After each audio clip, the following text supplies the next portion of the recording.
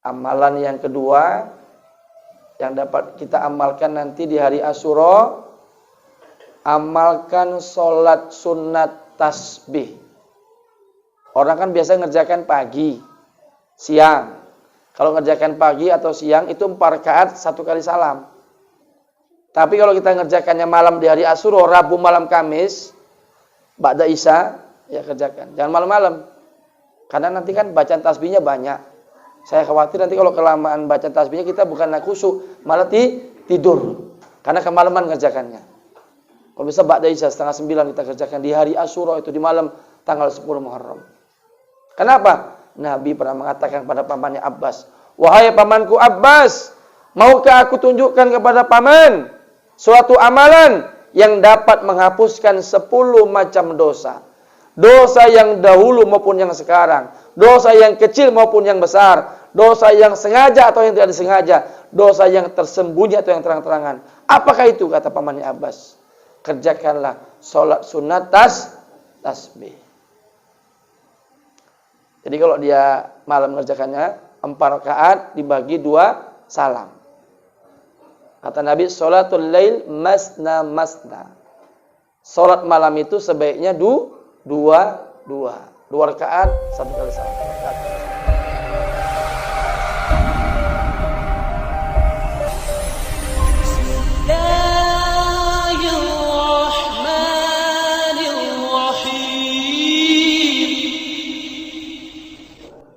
Bismillahirrahmanirrahim. Assalamualaikum warahmatullahi wabarakatuh. Waalaikumsalam warahmatullahi wabarakatuh. Alhamdulillahilladzi nasta'inuhu wa nastaghfiruh wa na'udzu billahi min syururi anfusina wa min sayyiati a'malina. May yahdihillahu fala mudilla lahu wa may yudlil fala hadiya lahu. Ashhadu an la ilaha illallah wahdahu la syarika lahu wa ashhadu anna sayyidana Muhammadan abduhu wa rasuluh. Allahumma salli wa sallim wa barik ala sayyidina Muhammad wa ala alihi wa ashabihi ajma'in, amma ba'du. Qala Allah Ta'ala fi kitabihil karim, a'udzu billahi minasy syaithanir rajim. Bismillahirrahmanirrahim. Innal ladzina amanu wal ladzina hajaru wajahadu fi sabilillah ulaika yarjuna rahmatallah wallahu ghafurur rahim. Shadaqallahul azim. Puji serta syukur kita ucapkan kehadirat Allah Subhanahu wa taala atas segala limpahan rahmat, karunia dan nikmatnya kepada kita semua, sehingga pada malam hari ini kita dapat hadir dan berkumpul bersama di rumah Ahlul Bait Bapak Zulfirman sekeluarga dalam rangka acara arisan keluarga Sakinah yang kita laksanakan di setiap Sabtu malam Ahad. Mudah-mudahan pertemuan kita pada malam hari ini mendapatkan ridho, rahmat dan barokah dari Allah Subhanahu wa taala. Amin. Amin ya rabbal alamin. Selanjutnya salawat beriring salam mari kita sampaikan kepada junjungan kita baginda Rasulullah Muhammad sallallahu alaihi wasallam. Allahumma salli wa sallim wa barik alaihi. Semoga di yaumil mahsyar nanti kita kelak mendapatkan syafaat dari Rasulullah sallallahu alaihi wasallam. Amin. Amin rabbal alamin. Yang saya hormati Ahlul Bait Bapak Zulfirman keluarga di rumah ini. Yang saya hormati Bapak Pujian Ginting, Bapak Haris Ashab, Bapak Abdul Rahim, Bapak Ibu-ibu jemaah arisan keluarga sakinah yang dirahmati oleh Allah Subhanahu wa taala. Apa kabar Bapak Ibu? Sehat semua? Alhamdulillah. Bapak Ibu, orang-orang tua kami yang dirahmati oleh Allah Subhanahu wa taala. Pada malam hari ini, tepatnya tanggal 14 Agustus 2021, kita sudah memasuki malam yang ke-6 di bulan Muharram 1443 Hijriah. Berarti sudah berganti tahun dari 1442 Hijriah kepada 1443 Hijriah. Dan pada hakikatnya Bapak Ibu, semakin bertambahnya tahun, bertambahnya usia kita, sebetulnya semakin kita mendekatkan diri kepada kematian kita. Oleh karena itu, pada kesempatan kali ini, karena kita sudah berada di bulan yang mulia, di bulan yang agung, di bulan yang dihormati, maka jangan sampai bulan yang mulia ini, yang dihormati ini, tidak kita manfaatkan untuk banyak-banyak meningkatkan amal ibadah. Karena Allah Subhanahu wa taala berfirman dalam surah At-Taubah ayat 36, Bismillahirrahmanirrahim. Inna iddatasy syuhuri indallahi 12 syahran fi kitabillahi yauma khalaqas samawati wal ard minha arba'atun hurum. Yang artinya kata Allah, sesungguhnya bilangan bulan pada sisi Allah itu berjumlah 12 bulan. Di dalam ketetapan Allah sewaktu Allah menciptakan langit dan bumi. Cuma yang dimaksud 12 bulan di sini bukan bulan Masehi, tapi bulan Hijriah dari mulai Muharram sampai dengan Dzulhijjah.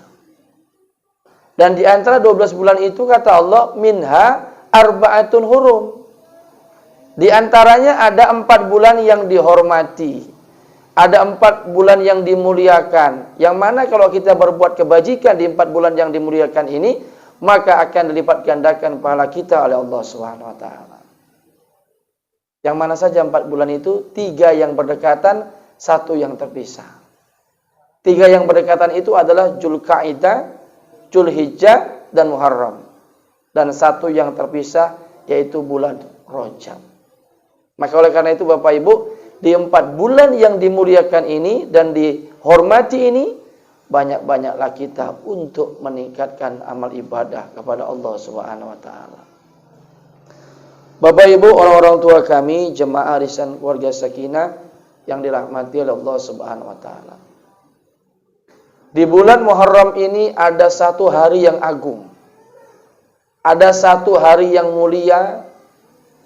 Ada 1 hari yang dibilang terhormat hari itu, yang disebut dengan hari Asyura. Asyura artinya hari yang ke-10. Karena orang Jawa nggak fasih menyebutkan kata Asyura, dipendekkan menjadi Suro. Maka biasanya kalau udah masuk bulan Muharram, ada yang disebut namanya kenduri Suroan. Sebenarnya dari asal kata Asyura, artinya hari yang ke-10. Kapan jatuhnya hari Asyura itu? Insya Allah, kalau kita lihat di kalender, jatuh di hari Asyura itu tanggal 19 Agustus, hari Kamis 2021. Pak Ustadz, ada yang bertanya kepada saya. Amal apa yang dapat kami amalkan di hari Asyura yang mulia itu, yang agung itu? Ya. Nabi bersabda dalam salah satu hadis, Afdhalu siyam ba'da Ramadan asyami fi syahril Muharram. Seafdol-afdolnya berpuasa setelah bulan suci Ramadan adalah berpuasa di bulan Muharram. Maka Bapak Ibu, amalan pertama yang dapat kita amalkan di hari Asyura adalah kita melaksanakan puasa sunnah. Karena orang Yahudi juga berpuasa di tanggal 10 Muharram di hari Asyura, maka kata Nabi untuk membedakan kita agar kita tidak sama seperti orang-orang Yahudi, maka kita berpuasa sehari sebelumnya atau sehari sesudahnya. Jadi boleh kita puasa tanggal 9, Muharram dan 10 atau 10 dengan 11 Muharram. Apa fadilahnya? Nabi katakan, "Saumu Asyura yukaffiru sanata wal madiyah." Barang siapa yang berpuasa di hari Asyura tanggal 10 Muharram, maka akan dihapuskan dosa-dosanya yang telah lalu. Oleh karena itu Bapak Ibu, mari kita berniat, ya, lingkari kalendernya di rumah. Hari Rabu tanggal 18 dan hari Kamis tanggal 19 kita berpuasa selama 2 hari. Yang hari Rabu tanggal 18 disebut namanya puasa Tasu'a, puasa tanggal 9 Muharram, dan yang hari Kamis tanggal 19 Agustus disebut dengan puasa Asyura atau puasa di tanggal 10 Muharram. Pertanyaannya, mengapa hari Asyura itu mulia dan agung? Karena banyak peristiwa yang terjadi di tanggal 10 Muharram itu sebagai pertanda kemenangan nabi-nabi Allah atas musuh-musuhnya. Pertama, terjadi di hari Asyura, diterimanya taubat Nabi Adam alaihissalam setelah Nabi Adam dikeluarkan dari surga, ya, kemudian diturunkan ke bumi ini, itu terpisah, Pak. Antara Adam dengan Siti Hawa itu terpisah tempatnya. Kalau Siti Hawa itu sekarang di Jeddah. Kalau Nabi Adam katanya ada yang di Sri Lanka, ada yang mengatakan di India. Beberapa puluh tahun atau ratusan tahun kemudian barulah keduanya berjumpa. Itulah yang sering jemaah haji berkunjung ke tempat itu yang disebut dengan Jabal Rahmah. Yang ada tugu berwarna putih di atas bukit, itu disebut dengan Jabal Rahmah. Disitulah dulu tempat bertemunya Nabi Adam dengan Siti Hawa. Jadi Nabi Adam terus menerus berdoa kepada Allah. Dan doanya itu sering kita baca.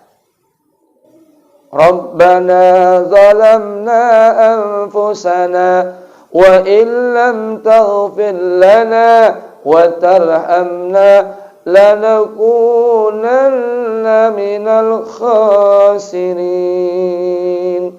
Nabi Adam berhari-hari, berbulan-bulan, berminggu-minggu, bertahun-tahun membaca doa itu.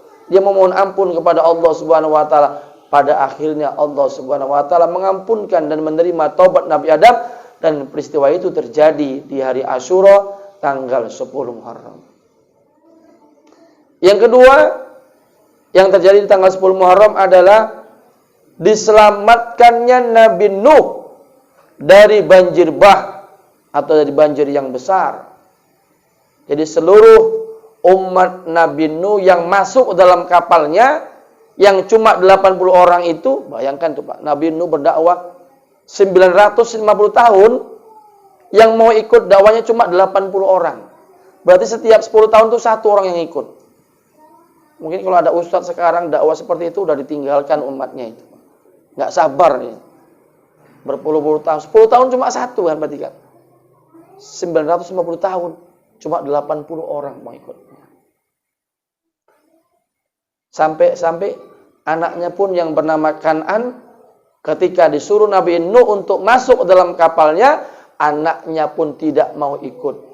Maka satu-satunya Nabi nanti di akhirat yang sangat sedih adalah Nabi Nuh alaihissalam, karena anaknya yang bernama Kan'an tidak beriman kepada Allah Subhanahu wa taala. Bayangkan Pak, anak Nabi saja ada yang tidak beriman kepada Allah, apalagi anak ustadz, nggak jadi jaminan. Ya Bu ya, Pak. Allah. Dan peristiwa diselamatkan Nabi Nuh dari banjir yang besar itu terjadi pada hari Asyura tanggal 10 Muharram. Kemudian selanjutnya diselamatkan Nabi Musa alaihissalam dari kejaran Raja Fir'aun. Itu juga terjadi pada hari Asyura tanggal 10 Muharram. Kemudian diselamatkan Nabi Ibrahim alaihissalam ketika Nabi Ibrahim akan dibakar oleh Raja Namrud. Itu juga terjadi di hari Asyura tanggal 10 Muharram. Apa doa yang dibaca Nabi Ibrahim ketika dia akan dibakar oleh Raja Namrud?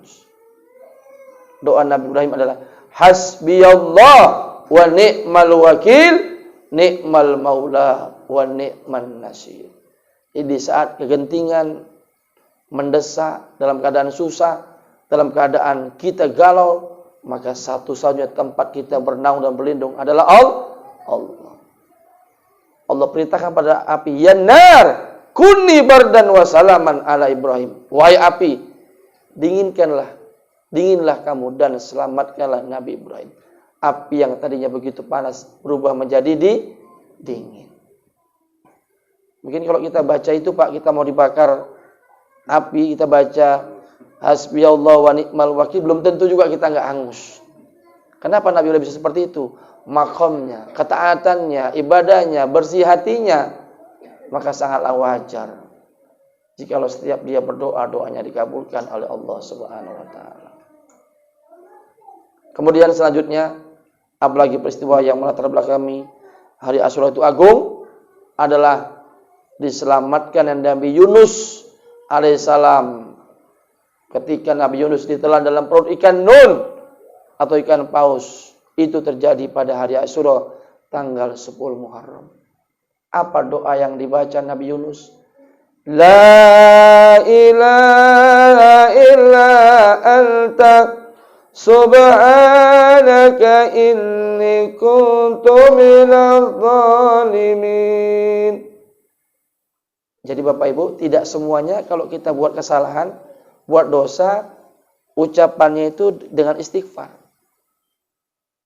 Jadi juga bisa kita perbanyak membaca tasbih. Buktinya apa? Lihat Nabi Yunus. La ilaha illa anta subhanaka. Maha suci engkau ya Allah. Bentuk permohonan Nabi Yunus kepada Allah, permohonan ampunnya dengan dia memperbanyak tasbih.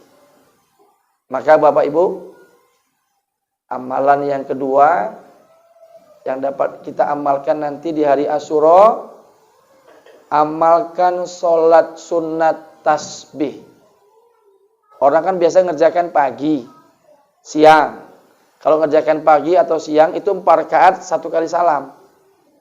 Tapi kalau kita ngerjakannya malam di hari Asyura, Rabu malam Kamis, ba'da Isya, ya kerjakan. Jangan malam-malam.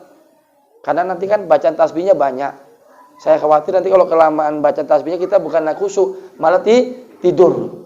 Karena kemalaman ngerjakannya.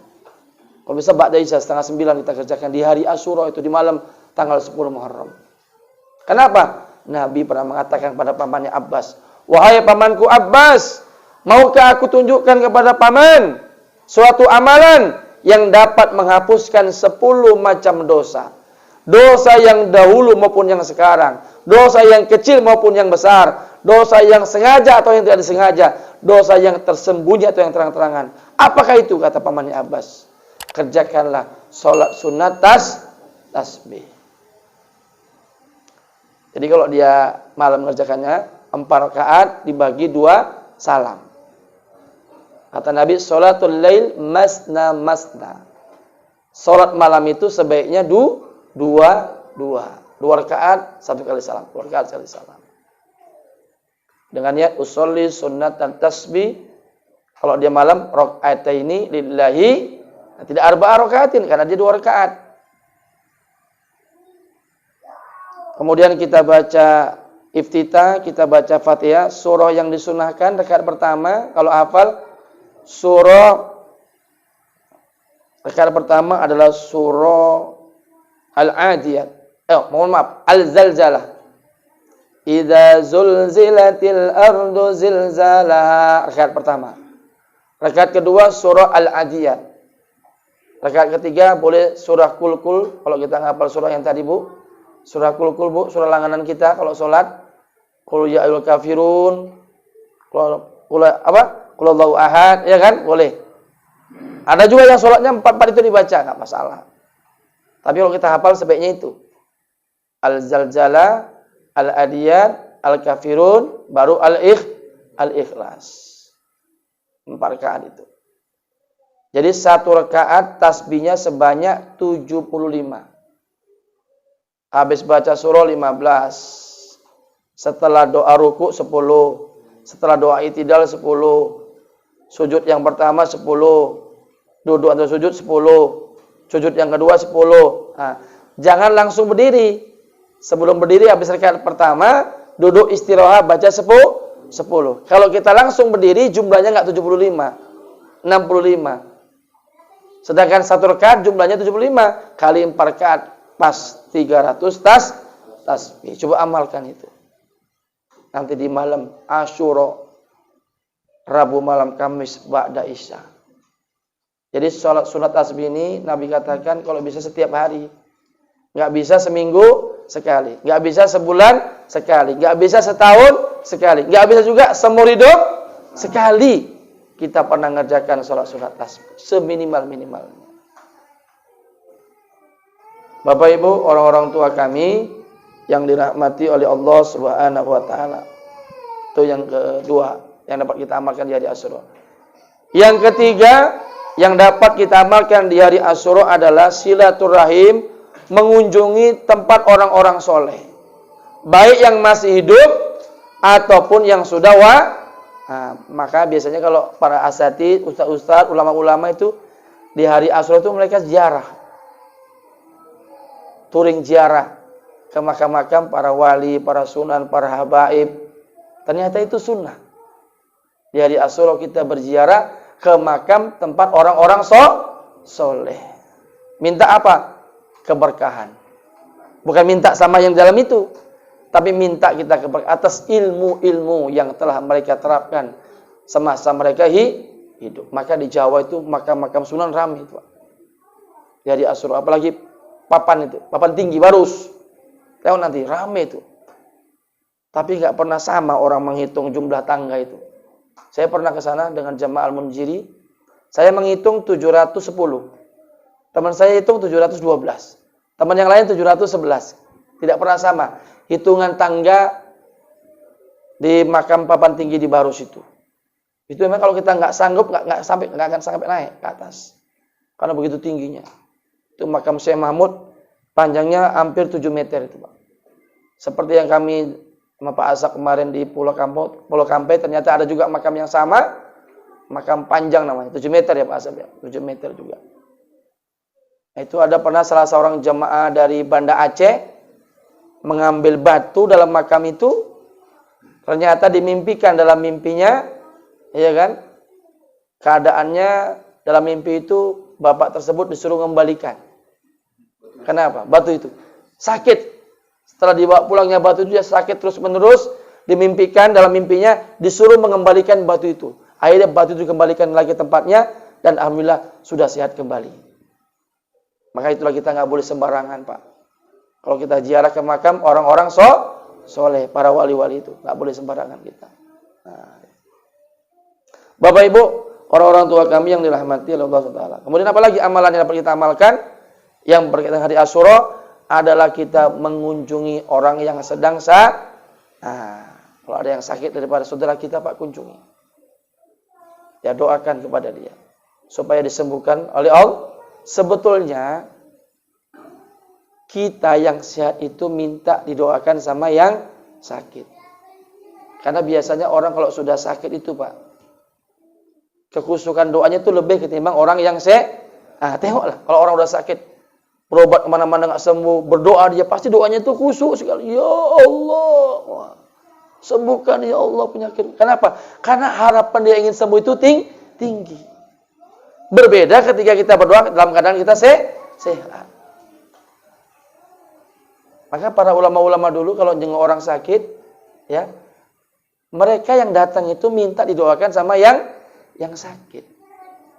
Karena biasanya, Pak, orang kalau dicoba dengan cobaan sakit, dia akan banyak menyebut nama Allah. Nah, cobalah. Kalau kita sakit, Pak, apalagi rematik, asam urat, banyak bola kita sebut nama Allah. Astagfirullahaladzim, subhanallah, la haula wala quwwata gitu ya, Pak, ya. Biasanya kita begitu. Iya kan? Jangan ada. Aduh sakitnya ya Allah. Jangan kayak gitu, Pak. Kalau dikasih cobaan sakit oleh Allah, walaupun ya menurut kita enggak mengenakkan, tetap mulut kita berzikir kepada Allah. Kenapa? Ternyata kalau kita diberi cobaan sakit, lisan kita terus berzikir kepada Allah, maka sakit yang kita derita itu dengan kita berzikir, Allah menghendaki untuk membersihkan dosa-dosa kita. Jadi jangan gerundel kalau sakit. Jangan ngeluh. Walaupun menurut kita itu tidak mengenakan. Tapi di balik itu apa? Allah sebetulnya ingin menghapus dosa-dosa kita dan Allah ingin menaikkan derajat kita di sisi Allah Subhanahu wa taala. Selanjutnya amalan berikutnya berkaitan dengan hari Asyura. Mari sama-sama nanti kita usap kepala anak yatim. Ya Pak, bisa diundang ke rumah bagus. Enggak bisa kita undang datang kemana kita, ke rumahnya atau panti asuhan. Kata Nabi, kalau kita usap kepala anak yatim, begini Pak, sampai berdoa, Rabbi habli minasa, sebanyak rambut yang ada di kepalanya itu, yang kita usap, sebanyak itulah pahala yang didapatkan bagi orang yang mengusap anak yatim. Tapi jangan mengusap aja, nggak kasih duit. Ini datang cuma ngusap aja, ngusap, atau Ustaz suruh usap, tapi nggak dikasih makan, nggak kasih duit. Jangan. Di samping kita mengusap kepalanya, kita beri dia kalau bahasa kita santunan. Ternyata dengan kita menggembirakan anak yatim di hari Muharram dan dia senang, begitu besarnya pahala orang yang menyenangkan hati orang. Maka kita berusaha Pak. Di hari Asyura kita menyenangkan hati orang-orang. Apalagi menyenangkan istri. Termasuk juga Pak, sunnah hukumnya melebihkan uang belanja kepada istri Bu. Bu, tuntut nanti suaminya ini Bu. Bang, kata Ustaz yang ceramah kemarin, sunnah hukumnya seorang suami di hari Asyura melebihkan uang belanja kepada istri. Ajak jalan-jalan Pak. Jangan di sumur, kasur, dapur, ladang, sumur, kasur, dapur, lama-lama kisut ya kan. Ajak istri kita jalan-jalan. Covid pula ini kan, PPKM. Alasan ya kan? Mau diajak jalan-jalan PPKM dia nggak bisa. Puterlah, bisa puter Pak. Ternyata ibu-ibu ini sangat senang kalau diajak jalan-jalan. Ini kadang-kadang mohon maaf, kita jalan-jalan sendiri, nggak pernah ajak kita. Maka ini sekali saya ajak istri saya Pak. Sekali-sekali saya ajak. Iya. Pulang undang jadi sekalian. Bapak Ibu orang tua kami yang dirahmati oleh Allah Subhanahu wa taala. Itu Pak ya.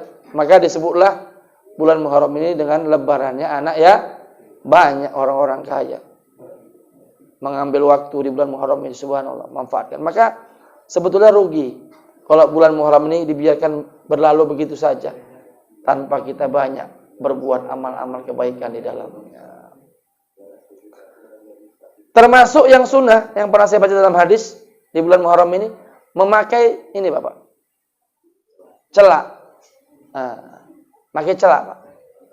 Jadi celak itu bukan hanya untuk perempuan, juga bagi laki. Cuma jangan nanti ibu, suaminya pakai celak, ibu bilang, Bapak mintoni ya.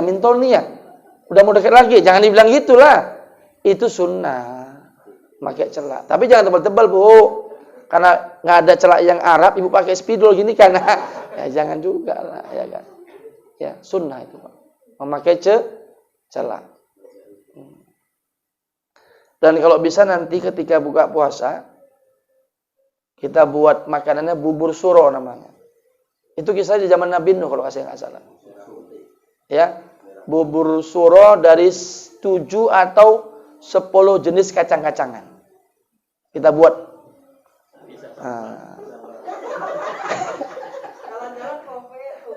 Bubur suro asam urat ya kan. Tapi insya Allah barokah Bu. Kalau buka untuk puasa Muharram ya kan. Diniatkan ya kan. Obat, kita jadikan obat ya Allah, jadikan obat ya Allah. Ya kan? Itu kan kalau berlebih-lebihan. Maka Allah katakan wa kulu wasrabu wa la tusrifu. Makan dan minumlah kamu, janganlah berlebih. Mohon maaf.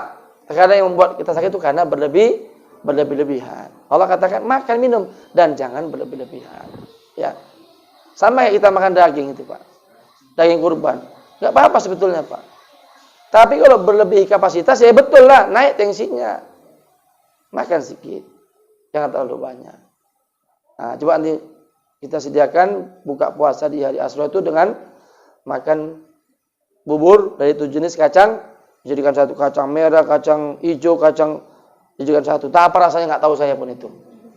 Pokoknya buat aja. Nah, kita amalkan sunnah Nabi Shallallahu Alaihi Wasallam. Bapak-bapak, ibu-ibu yang dirahmati oleh Allah Subhanahu Wa Taala.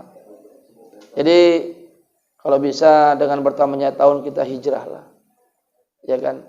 Karena Allah perintahkan tadi kan di surah Al-Baqarah ayat 218. Bismillahirrahmanirrahim. Innal ladzina amanu wal ladzina hajaru wajahadu fi sabilillah ulaika yarjuna rahmatallah wallahu ghafurur rahim. Kalau kita buat 3 hal ini, Allah akan ampuni kita. Innal ladzina amanu, sesungguhnya orang-orang yang beriman, tingkatkan iman Pak di bulan Muharram ini. Wal ladzina hajaru, dan hijrah kita, hijrah dari perbuatan yang enggak baik kepada perbuatan yang baik, dari maksiat kepada taat, dari kufur kepada iman. Hijrah gitu. Ya. Karena siapa yang dapat merubah diri kita kalau bukan diri kita sendiri? Kita evaluasi 11 bulan yang lalu, aduh sangat sedikit sekali amalku. Dulu malas sekali sholat duha, malas sekali sholat tahajud. Tahun ini tingkatkan, dirubah. Berniat ya, mau tingkatkan amal ibadah, khususnya ibadah sholat sunat, ya kan Pak. Tapi ingat Bapak Ibu, serajinnya kita sholat duha, tahajud, itu pahalanya nggak bisa diimbangi dengan pahala sholat sunat rawatib. Ingat ya. Sholat sunat rawatib itu tidak bisa diimbangi pahalanya daripada sholat sunat yang lain. Orang sering menganggap duha, tahajud yang paling utama, witir yang paling utama, sementara sholat rawatibnya tinggal. Apa sholat rawatib? Sholat sunat yang mengiringi sholat fardu, itu jangan tinggal Bapak Ibu. Kenapa itu lebih utama? Karena dia dekat dengan sholat 5 waktu, mengiringi. Dan nanti ketika amal kita diperiksa di akhirat, kalau yang wajib ternyata ada ketidaksempurnaan dan kekurangannya, nanti yang Allah periksa adalah amal ibadah kita sholat sunat yang mana? Rawatib itu. Dia mampu menempel ketidaksempurnaan daripada sholat kita yang maka beruntunglah yang rajin sholat sunat rawatib. Habis maghrib sholat sunnah, habis isya sholat sunnah. Sebetulnya yang muakkad itu yang habis isya. Kalau isya ya. Tapi banyak orang sholat taraweh, ketika habis azan isya dia sholat sunat. Tetapi habis sholat isya dia duduk. Padahal sholat sunat rawatib yang muakkad kalau di waktu isya itu bukan yang sebelum isya, tapi yang sesudah isya. Jadi ada 10 rakaat Bapak Ibu sholat sunat rawatib yang muakkad, kalau bisa jangan tinggal. 10. 1, 2 rakaat sebelum subuh. 2 kan? 2 rakaat. 2 rakaat sebelum zuhur. 4. 3, 2 rakaat sudah zuhur. 6. 4, 2 rakaat sesudah maghrib. 8. Dan yang kelima, 2 rakaat sesudah 10 rakaat ini Nabi nggak pernah meninggalkannya sampai dengan akhir hayatnya. Itu disebut dengan sholat sunat rawatib yang muakkad. Kalau yang sebelum isya ghairu muakkad, sebelum asar ghairu muakkad. Tapi yang sebelum tadi itulah sholat sunat rawatib yang muakkad. Kalau bisa jangan kita tinggalkan. Kenapa? Itulah seutama-utama sholat sunat selain daripada sholat sunat yang saya sebutkan tadi. Karena banyak orang lebih mengutamakan tahajud, duha, witir, hajat, taubat, tetapi sholat sunat rawatibnya tidak diperbaiki dan disempurnakan. Maka berniat di tahun 1443 Hijriah ini, saya berniat tidak lagi mau meninggalkan sholat sunat rawatib yang mengiringi sholat fardu. Berusaha Bapak Ibu. Terasa demikianlah yang dapat disampaikan. Sudah hampir masuk azan isya. Intinya jangan sia-siakan hari Asyura ini dengan kita tidak meningkatkan amal ibadah, karena begitu banyak amal-amal yang disunahkan Nabi yang dapat kita amalkan berkaitan dengan hari Asyura yang mulia dan hari Asyura yang agung tersebut. Mudah-mudahan bermanfaat. Usikum wa nafsi bitaqallah. Wassalamualaikum warahmatullahi wabarakatuh.